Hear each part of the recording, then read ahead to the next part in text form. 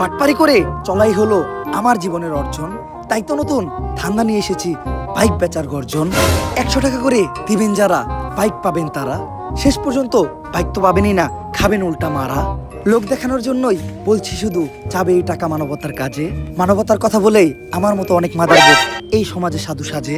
পাবলিককে ভোদাই বানিয়ে ধান্দা করার গর্জন, পৃষ্ঠা নাম্বার চুদলিং পর। আরে গরু ভিডিওটা সে তো গাড়ি নাই, তাইলে ওরা হুন্ডায় উঠা। হুন্ডাও তো নাই। তাহলে একটা কাম কর, অটো ডাক দে। অটোর ভাড়া বাদ দে, আর এমনি ধর। ধরবো মানে? আমি যখন বেকার ছিলাম তখন বাংলাদেশের প্রশাসনকে আবার চাকরি দিছে। প্রশাসন তারা চাকরি না দিলেও এখন ধইরা নিয়ে থানায় দিব ডান্ডা। ডান্ডা দিয়ে করবো তোরে ঠান্ডা। ঠান্ডা যদি জায়গায় জায়গায় লেগে যায় তাহলে ফাইটাও যাইতে পারে তোর 2 ডান্ডা। তাই কথা বাদ দিয়ে চুপচাপ থানায় চল। আর ধর শিষ্য যা দেখাইলা দৃশ্য, গুরুর থিয়ে তখনই পালাইলা তখন গুরু হয়ে গেল নিশ্চ। ছুই দেও একটু ছুই। মানে মানে লাশের আশেপাশে যে জিনিসগুলো পাওয়া গেছে ওগুলা দাও, ওগুলো একটু ছুই। ও আরে লাশের আশেপাশে তো কোনো জিনিসই পাওয়া যায় না। অনেক রহস্যজনক একটা মৃত্যু হয়েছে, এমনকি লাশের শরীরে একটা দাগ পর্যন্ত পাওয়া যায় না। দাগ থাকলে মনে হয় ভালো হইতো, তাই না? আসলে দাগ থেকে যদি ভালো কিছু হয় তাহলে তো দাগই ভালো। স্যার এনে কি সার্ফ এক্সেল এর চলতেছে? লাশের গায়ে এই সিসি ক্যামেরায় জীবনটা শেষ করে দিছে আমার। একটা কাম কর, একটা শুক্লাপান ভাড়া কর। সবার মুখের স্লোগান থাকবো একটাই, দাবি আমাদের একটাই, সিসি ক্যামেরা মুক্ত বাংলাদেশ চাই। বাংলাদেশের কোন রিসর্ট বা হোটেলে সিসি ক্যামেরা থাকা যাবে না।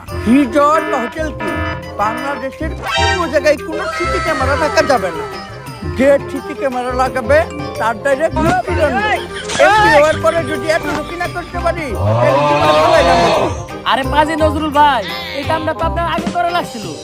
আরে আগে তো বুঝি না যে এই বুড়া বয়সেও এত ধার আছে আমার কেটিতে। ধরা পড়ার পর যাতা লেগে গেছে বিচিতে। এত খারাপ হয় নাই, খালি একটা দেশে নাম লেখাইছি। মাঠে খেলতে না নাই মা ও বহু যুবক এখন পছন্দ খেলোয়াড়। দশের বিচ্ছে খালি দল থেকে আমারে বাদ দিছি, কিন্তু পোলাপান আইডল জানি ভাই লগে জানি আমার তুলনা দেয়। আর দল একটা আমি খুলবো ভাবতেছি, বাংলাদেশ 70+ বয়সী কোটি হরিণ শিকারী সংগঠন। এমপি সাহেব একটা প্রশ্ন, আপনার নাম পাজি নজরুল ইসলাম, কিন্তু আপনার মুখে তো কোনোদিন কবিতা শুনলাম না। হন পাঞ্জাবি টুপি পরলেই যেমন সবাই হুজুর হয় না, তেমনি কবির মতো নাম থাকলেই সবাই কবি হয় না। তারপরে যদি তোর কবিতা শুনতে ইচ্ছা করে তাহলে তোকে ফ্যামিলিতে 17 বছরের কোনো তরুণ থাকলে নিয়ে আবি, পার্সোনালি কবিতা শোনাই দেব।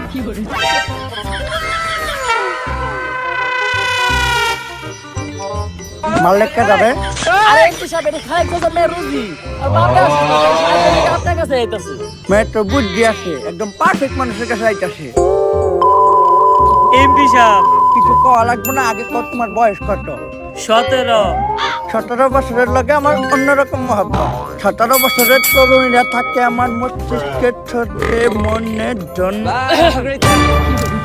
তবে তুমি তো একটু অসময় এসে বসছো, এখন আমি একটু ব্যস্ত, আমার সময় নেই। তুমি আজকে রাত্রে পাশের বাগানে দেখা করবা, আপাতত যাও। এমপি সাহেব মানে বাগানে বের করলেন কে? আরে রিজর্টে তো সিসি ক্যামেরা ভরা, ওই জায়গায় গেলেই কট খাই। বাগানে তো সিসি ক্যামেরা ঝামেলা নাই, আপাতত বাগানে কাম চালাই। তার নাম কি তোমার? তুল আমি চালান দেই করি ধরি বুঝিন পরি। স্যার ও তো দেখা যায় তোতলা। তুই তোতলা কারে করলি? চালান দিয়ে মুখ করি গায়েব হয়ে যাবো, তো নিচে দুটো ঝুলন্ত পড়ি। আরে পাগলা বাবা কইছিল আর ছোট্ট একটা সমস্যা আছে। স্যার এটা ছোট সমস্যা, তাইলে বড় সমস্যা কি? বান কিন্তু একটা মাইরাই দি মরে না থাক, আগে আপনি আমার ঘরে আত্মাটা যে বস করছে তারে বাই করে দেন। এর লেগে আগে আমার একটা ভালো জায়গা লাগবো।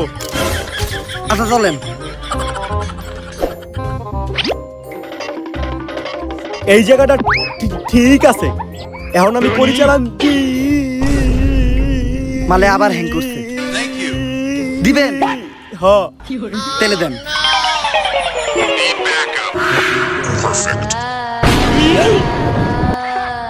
আইতাছে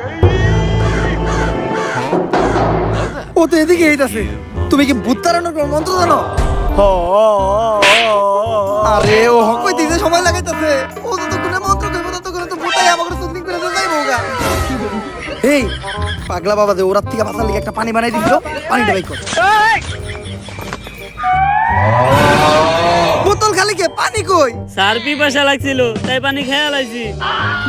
এখন আমাকে বাঁচাইবো কেডা পানি খাইছস তার মানে পানি তো তোর পেটে আছে তুই মুত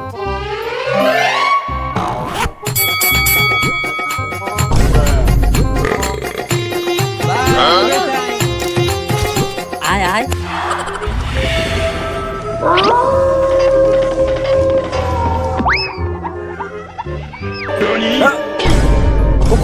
করি টান দিতেছে আমার পিছে আয়